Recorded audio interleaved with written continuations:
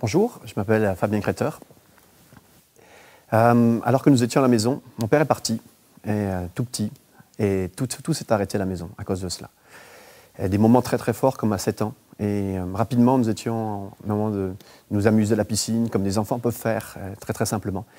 Mais là, un jeune garçon est venu jouer avec nous, et je pensais qu'il voulait simplement nous approcher, mais ça s'est mal passé. Ce garçon m'a comme trop approché et touché. C'est des moments assez forts comme ça que tout de suite vécu. C'est à 7 ans aussi qu'on m'a donné ma première cigarette sans filtre, un jeune garçon qui me donne ça et moi je goûte à ça. C'était aussi à cet âge-là, à 7 ans, où on me met un livre, je ne sais pas ce que c'est, je vois des femmes nues sur ce livre et je découvre ça. Et très rapidement, la vie est en train de basculer autour de moi. Toutes ces choses autour de moi que je ne comprends pas, mais qui viennent polluer rapidement ma vie. 13 ans. Alors que je suis dans un match de foot pour la première fois, c'est à Lille, c'est en Coupe de France, je sors du match, nous venons de gagner 6-1, une extrême ambiance à l'extérieur, et je sors, beaucoup de supporters sont autour de nous, un groupe s'approche de nous, et là il y a un jeune qui sort une matraque, et je ne comprends pas trop, mais très rapidement, alors il m'assomme, je me retrouve au sol, et je vois plusieurs étoiles, mais au moment où je me relève, tous mes amis sont partis. Et je marche dans la rue, je cours parce que je suis complètement désemparé. Et je tombe sur ce jeune homme, et c'est un jeune qui était d'origine étrangère. Alors, ma vie commence à se polariser sur des gens comme cela. Je deviens très agressif. Et je me souviens que dans le stade, j'ai vu pour les premières fois des skinheads, des hooligans qui étaient là. Et je me suis dit, si ces jeunes-là sont capables de beaucoup de violence, moi, il me manque la violence. Je ne suis pas capable de m'exprimer avec les gens et peut-être que je ne fais pas assez peur, alors il faut que je devienne violent. C'est tout de suite un modèle qui surgit. Je n'ai pas de modèle de père, mais là j'ai un modèle de violence qui vient jusqu'à moi. Rapidement, je me rase la tête, rapidement je commence à chanter les chants dans les stades de foot. Je vais à tous les matchs de plus en plus, je quitte la maison, je ne suis plus avec la maman avec qui j'étais, qui restait toute seule avec mon frère et moi. Et tous les soirées où il y a des matchs de foot, on y va. La violence commence à monter dans ma vie, elle est verbale, mais elle est profonde en moi. Dès que je vois des étrangers, que ce soit des joueurs de foot, que ce soit des gens à l'extérieur, dans les quartiers où je vis ou dans la ville où je suis, et toute ma vie commence à être polluée fortement. Je m'entoure de ces gens, je m'entoure de ces skins, de ces supporters de foot, et ma vie bascule. Alors que je suis né dans une église, alors que je suis né dans une famille chrétienne, et toutes ces valeurs sont en train de se perdre vraiment. Et il faut atteindre l'âge de 18 ans, alors que je suis dans un match de foot très précis. On a l'habitude d'allumer nos fumigènes, des feux d'artifice. Et pendant qu'on allume ce feu, c'est en avril 88, et on allume ce feu, il y a un jeune qui lance un produit inflammable dans ce feu. Je le vois, je sais ce qu'il va faire, c'est pas une erreur, c'est grave ce qu'il va faire. Et au moment où il le fait, je sais que tout va exploser. Alors je crie à Dieu, parce que j'ai le souvenir que Dieu est capable de faire quelque chose, alors je crie à Dieu. Et je dis à Dieu, protège-moi. Et effectivement, tous les gens autour de moi brûlent sur 5 mètres. Il y a un feu qui se propage sur beaucoup de monde. Les gens tombent dans les escaliers en brûlant, sauf le feu passe autour de moi, je vois le feu me passer autour du visage, le corps entier, je ne suis pas brûlé, mais tous les gens brûlent autour de moi. J'ai souvenir, je saute dans le stade, je saute dans les tribunes, j'essaie de m'enfuir alors que la police intervient. Je sors du stade, il y a les sirènes, il y a tous les gyrophares qui sont là. Et je me dis, qu'est-ce que j'ai fait de ma vie? J'ai 18 ans, je suis là, qu'est-ce que j'ai fait de ma vie?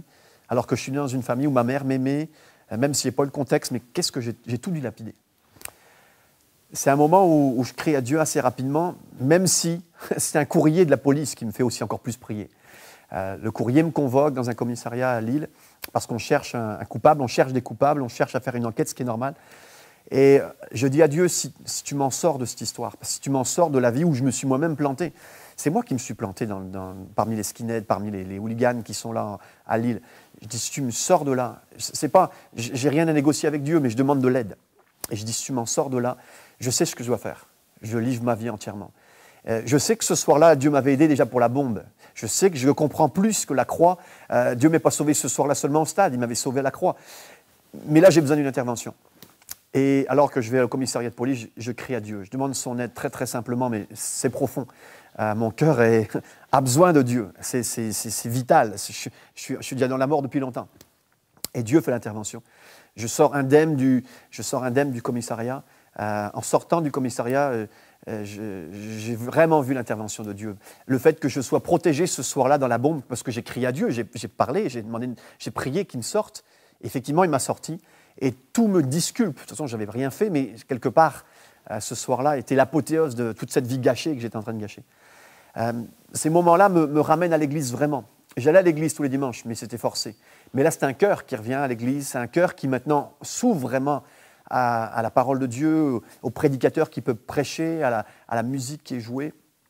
Et à chaque moment où le pasteur peut prêcher, à chaque moment où il y a des prières intenses, où il y a cette musique qui peut retentir à l'église, je pleure, je suis touché.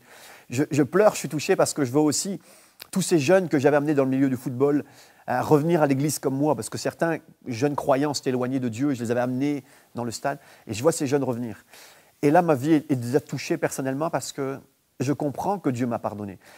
J'ai cette impression, et c'est sûr, moi qui connaissais Dieu tout petit, qui ne l'avait pas adopté comme un Père céleste, qui ne me laissait pas adopter comme un Père céleste, je vois la grâce de Dieu. Parce que moi, je connaissais l'Église, moi, je m'en étais enfui, moi, j'avais tout fui, cette vie que Dieu me proposait. Alors, en revenant comme ça, je me sens encore plus gracié que d'autres. Je me sens plus gracié. Et de voir sa main sur moi, de voir ce changement qu'il a opéré, parce que ma vie était tellement pleine de toutes les casseroles que j'avais pu prendre sur la route, toute la saleté, toutes les addictions que j'avais pu cumuler entre la cigarette, la pornographie, des saletés, tout ce que tout un jeune peut prendre, je l'avais pris.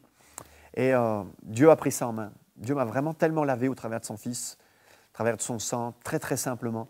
J'avais tellement mal à me pardonner de tout le mal que j'avais fait de m'éloigner de Dieu, que lui me prenne très simplement dans ses bras. À chaque réunion, je sentais plus sa présence. Il était toujours été là, mais moi je découvrais. Et j'ai découvert que c'est tellement simple de revenir, d'avoir un cœur qui revient très très simplement dans ces moments de réunion. Et en revenant là, je ne pensais même plus capable. J'étais tellement content seulement d'être pardonné. C'était juste ça que je cherchais. Mais ce n'est pas seulement ça que tu m'as proposé. C'est de me dire, tu es pardonné, mais j'ai un plan pour toi et puis je vais t'utiliser. Dans ce moment de conversion, je ne pensais pas que Dieu m'appellerait jusqu'à aujourd'hui. Et aujourd'hui, je suis converti, mais aussi je suis pasteur, je le sers. Et d'avoir toute une vie maintenant qui va beaucoup plus loin que je pensais. Un plan que je ne pensais pas et dans lequel je suis aujourd'hui.